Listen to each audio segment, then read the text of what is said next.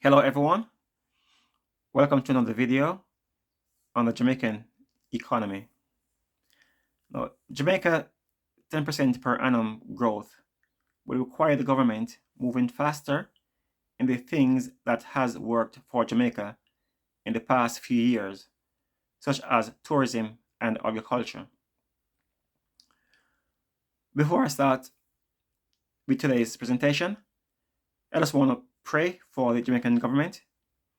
I'm praying that God will lead the Prime Minister and his team of ministers to do what is best for the Jamaican people, and particularly the poor. As Jesus said in Luke 4 verse 18, because he hath anointed me to preach the gospel to the poor. Always remember the poor. Many countries has developed but leave the poor behind, causing great inequalities in their societies.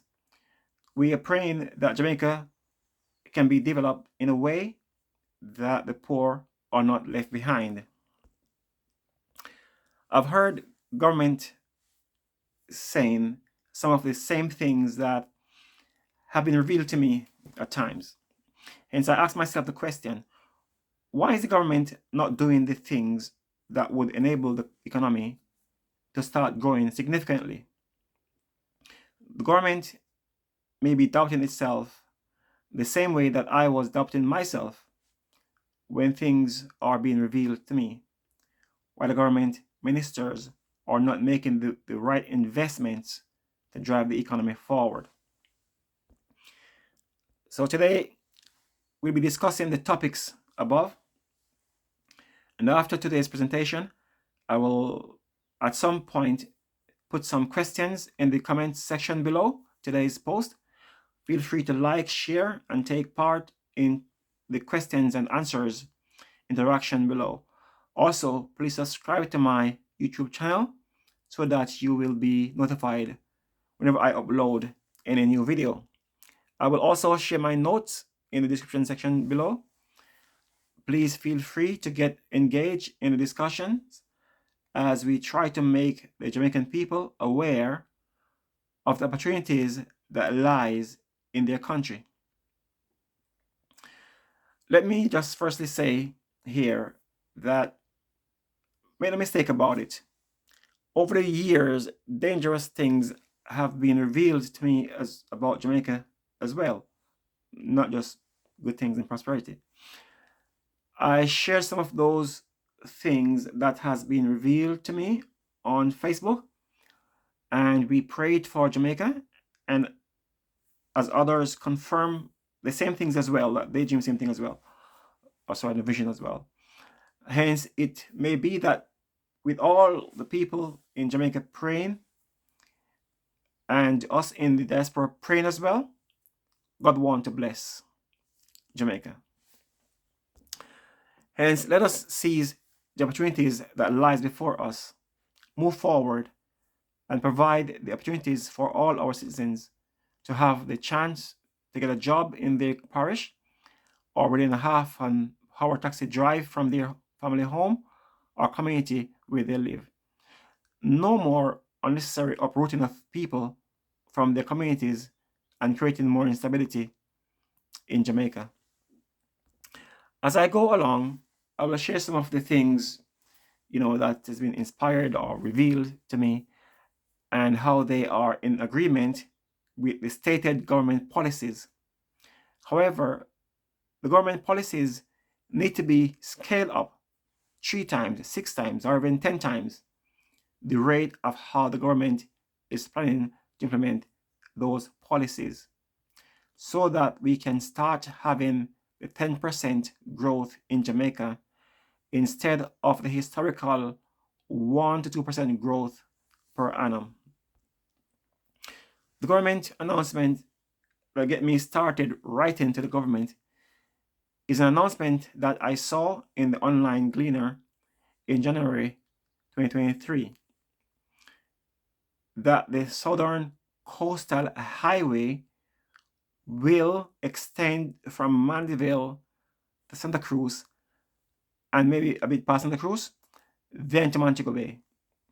I responded to the article in the Gleaner and asked, why is the road not going down to Black River? Why is the Southern Coastal Highway not going down to Black River?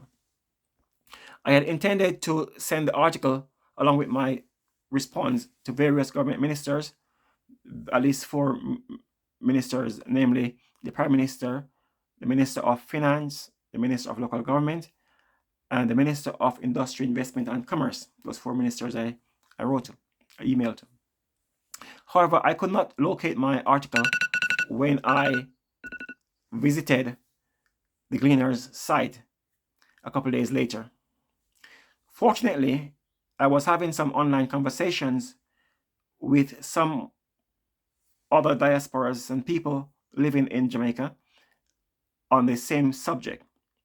Hence, I copied and pasted about 4 of those conversations, along with a couple new paragraphs on the issue of leaving out Black River from the Southern Coastal Highway project.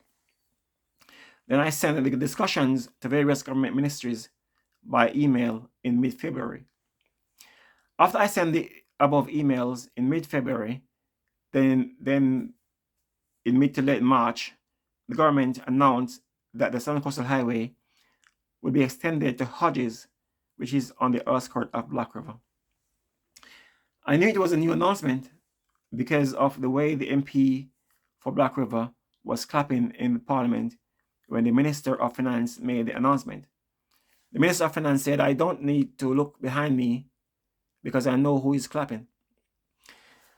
I know the minister may not look at every email themselves, and the secretaries may not pass on all emails to them that they receive. Hence, I don't know if my emails had actually reached the government ministers because none of the department responded to me. However, whether or not the government had received my letter, it would still prove my point about the things that are being revealed to me, and then see the government change at the same time. Policies sometimes even change, to match what I have envisioned or what I wrote to the government about. Oftentimes, the government is saying or doing the right thing, but not in a way to bring the rapid growth that Jamaica needs. For example, my email was not just about the road. The title of my email was to have an international airport in St. Elizabeth to serve the 3 southern parishes, the 3 southwestern parishes, including Manchester, Westmoreland, and of course St. Elizabeth. I will discuss the above airport in a future video. However, for this post, we want the government to know that Jamaica should not be growing by a meager 1 or 2% per year. The country needs to start growing by a minimum of 10% per year, or the people should hold the government accountable for the zombie 1% growth per annum. Thank you for watching today's video. Please let me know what you all think about today's presentation. Let's hear your comments below. Thank you very much. God bless you. Peace.